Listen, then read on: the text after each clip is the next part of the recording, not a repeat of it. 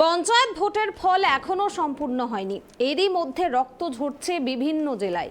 এবার রক্তাক্ত দক্ষিণ ২৪ পরগনার রায়দিঘি, সেখানে বিজেপি এবং তৃণমূলের সংঘর্ষ হয়েছে। তৃণমূলের এক নেতাকে কুপিয়ে খুনের অভিযোগ। বাড়ি থেকে বেশ খানিকটা দূরে উদ্ধার হয়েছে ওই ব্যক্তির রক্তাক্ত মৃতদেহ। গোটা ঘটনার জেরে বিজেপির দিকে আঙুল তুলছে তৃণমূল ও মৃতের পরিবার, যদিও অভিযোগ অস্বীকার করেছে বিজেপি।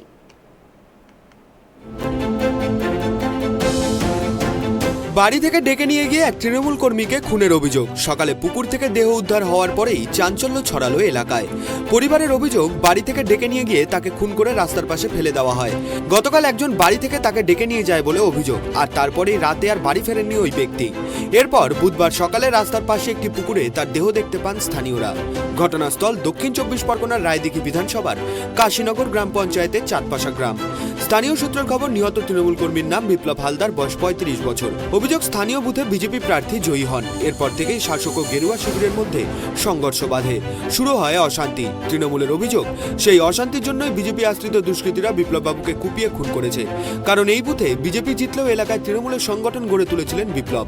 তিনি বিজেপির বিরুদ্ধে সম্মুখ সমরে লড়াই করেছিলেন, সেই কারণেই তাকে খুন করা হয়েছে বলে দাবি। খবর পাওয়ার সঙ্গে সঙ্গে রায়দিঘির বিধায়ক অলোক জলদাতা এবং জেলা পরিষদের নবনির্বাচিত সদস্য উদয় হালদার মৃতের বাড়িতে যান। বিজেপিরা মার্ডার করেছে, ওর বাবা মা সেই ওর বাবাও কমপ্লেন করেছে। কারণ বিপ্লব কিন্তু আমাদের তৃণমূল কংগ্রেসের একজন সক্রিয় কর্মী ছিল। ভোটের আগে ও নিরলস পরিশ্রম করছিল, কয়েকদিন ভোটারে খাটছিল, তার জন্য বিজেপির হারমাত্রা হুমকি দিয়েছিল যে ঠিক আছে ভোটে জিতলে আমরা দেখে দেবো। এবং এই বুথে বিজেপি জিতেছে এবং কাশীনগর এই অঞ্চলে 12টা সিটের মধ্যে 7টা সিট বিজেপি পেয়েছে।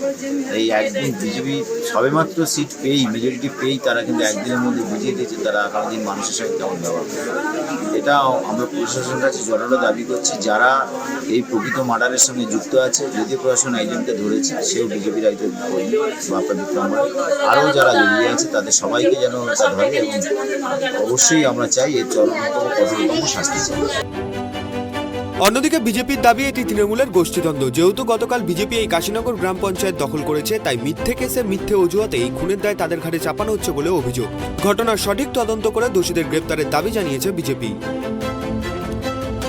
রায়দিঘি থানাতে গতকাল যে খুনটা হয়েছে, তৃণমূল বলছে বিজেপির হাত আছে, দায়িত্ব নিয়ে বলছে এর সঙ্গে বিজেপি কোনো যুক্ত নয়, ওটা তৃণমূলের গোষ্ঠী কন্দল। কারণ রায়দিঘিতে গতকাল যে পঞ্চায়েত নির্বাচনী ফলাফল হচ্ছে তাতে ভালো ফলাফল করেছে। রায়দিঘি বিধানসভার মধ্যে অলরেডি 2টো গ্রাম পঞ্চায়েতে বিজেপি এককভাবে জিতে গেছে, আর 3টে গ্রাম পঞ্চায়েতে যৌথভাবে জিতেছে। রায়দিঘি বিধানসভাতে মথুরাপুর 2 নম্বর ব্লকে 11টা গ্রাম পঞ্চায়েতে 6টাতে বিজেপি দখল করবে। এই হিংসা তৃণমূল সহ্য করতে পারছে না, সেই গোষ্ঠী কন্দলে খুন চাপাচ্ছে বিজেপির নামে। আমরা এর ধিক্কার জানাচ্ছি এবং আগামী দিন এর জন্য আমরা রায়দিঘি থানাতে বৃহত্তর ডেপুটেশন দেব। যে প্রকৃত খুনি সে ধরা পড়ুক, তদন্ত হোক, যে অন্যায় করেছে সে শাস্তি পাক, যে অন্যায় করে শাস্তি না পেয়ে অন্যজন কেন শাস্তি পাবে? বিরোধী দল করি বলে আমরা এর জবাব আমরা নেব, রায়দিঘির আইসির কাছ থেকে জবাব আমরা নেবই নেব। ঘটনার জেরে এলাকায় নেমে এসেছে শোকের ছায়া। পুলিশ মৃতদেহ উদ্ধার করে ময়নাতদন্তের জন্য হাসপাতালে পাঠিয়েছে। ঘটনায় জড়িত সন্দেহে পুলিশ ইতিমধ্যে 2জনকে আটক করেছে বলে সূত্রের খবর। দক্ষিণ 24 পরগনা থেকে গোপাল শীলের রিপোর্ট, ট্রাইব টিভি।